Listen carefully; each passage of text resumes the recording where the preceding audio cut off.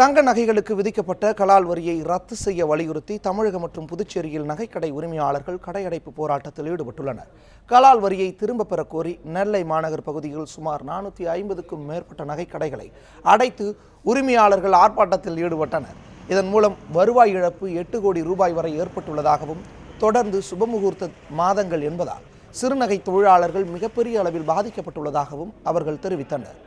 கோவை மாவட்டத்தில் 627 விற்பனை கூடங்கள், 20,000க்கும் மேற்பட்ட நகை பட்டறைகள் மற்றும் இதனைச் சேர்ந்த 1,00,000க்கும் மேற்பட்டோர் வேலை நிறுத்தத்தில் ஈடுபட்டுள்ளனர்.